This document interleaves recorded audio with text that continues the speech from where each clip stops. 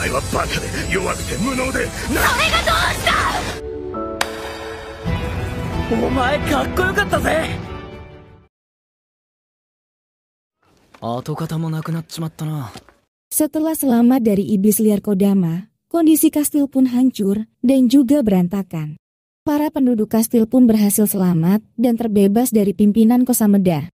Salah satu penduduk kemudian meminta Kojiro dan Musashi untuk membawa Sugumi pergi meninggalkan kastil. Hal itu dilakukan agar Sugumi terbebas dari Kosameda. Meski pada awalnya Sugumi menolak, namun akhirnya ia pun memutuskan untuk ikut bersama Musashi dan Kojiro.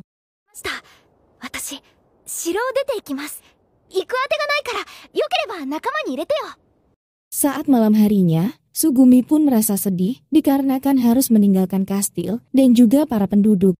Di saat itu juga, Musashi kemudian datang dan menemani Sugumi untuk bercerita. Sugumi menjelaskan kalau Kosameda bukanlah ayah kandungnya, melainkan ayah angkatnya. Salah satu hal yang membuat Sugumi bersedih, yaitu harus meninggalkan tempat yang menyimpan banyak kenangan. Keesokan harinya, mereka pun pergi meninggalkan kastil dan kembali melanjutkan perjalanan. Perjalanan mereka selanjutnya, yaitu memburu kisin biru, seperti yang dilihat di kaleidoskop. Seperti yang sudah diketahui, kegunaan kaleidoskop itu untuk mencari keberadaan iblis. Di dalam perjalanan, Musashi dan Sugumi sering sekali bertengkar, yang membuat mereka berdua semakin dekat.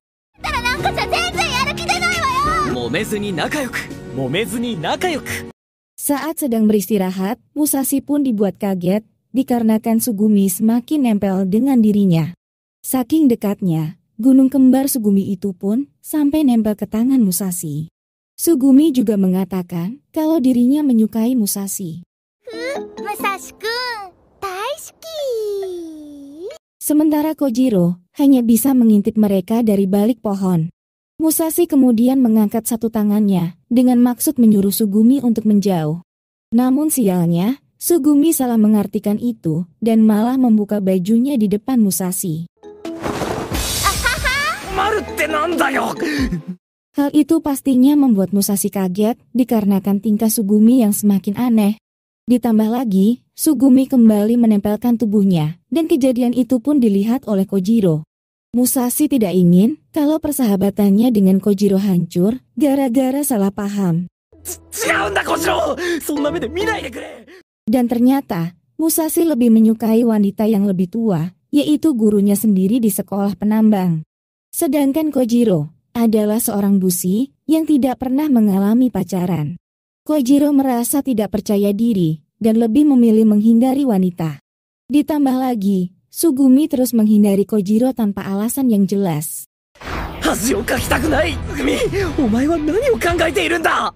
Dan tiba-tiba, Sugumi menjulurkan tangannya dan mengajak keduanya untuk berteman. Ternyata, selama ini Sugumi tidak tahu cara untuk berteman dengan orang di luar kastil. Sugumi sengaja menghindari Kojiro karena takut Kojiro marah karena pernah menyebutnya dengan panggilan supir.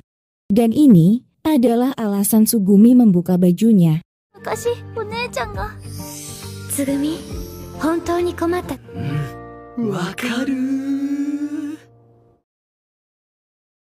Keesokan harinya, satu iblis kecil muncul di tempat mereka beristirahat. Iblis itu rupanya menyukai pedang dan berlari kabur membawa pedang milik Kojiro.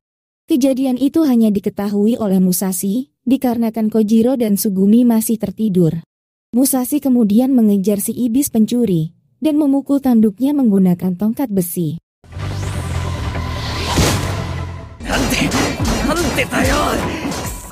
Meski berhasil menghajar titik lemah iblis, namun tanduk iblis itu cukup kuat yang membuat tongkat besinya patah.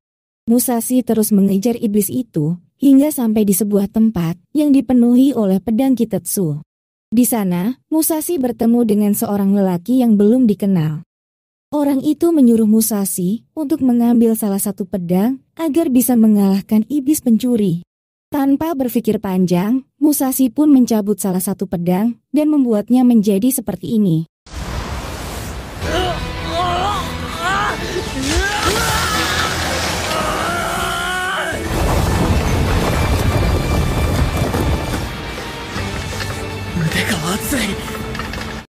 diketahui penyebabnya apa, namun yang jelas, kristal hitam muncul dari tubuh Musashi. Semakin lama, pedang itu pun semakin dipenuhi oleh aura kegelapan berwarna hitam. Sampai akhirnya, Musashi bisa mengalahkan iblis pencuri hanya dengan satu tebasan pedang.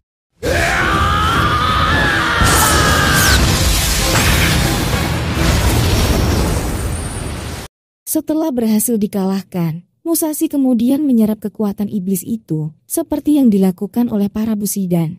Namun siapa sangka, bukannya menjadi lebih kuat, pedang itu malah patah di hadapan orang berjubah. Tak lama setelah itu, ada seseorang yang datang dari atas bukit. Belum diketahui orang ini siapa, namun orang itu memanggil orang berjubah dengan sebutan Tuan. Rupanya, orang berjubah itu sangat suka dikelilingi oleh keindahan.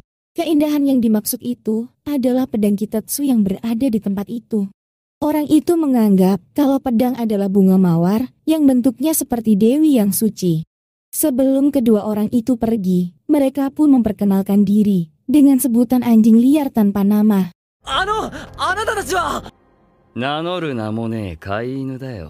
Kojiro dan Sugumi pun kemudian datang dan bertemu Musashi di tempat yang sama. Namun anehnya, kedua orang misterius itu pun menghilang bersamaan dengan kedatangan Kojiro dan juga Sugumi. Dan lebih anehnya lagi, semua pedang di tempat itu ikut menghilang dan hanya ada pedang Kojiro yang tersisa. Setelah kejadian itu, mereka pun kembali melanjutkan perjalanan. Mereka kemudian mendatangi sebuah tempat yang menjual perlengkapan para bushi.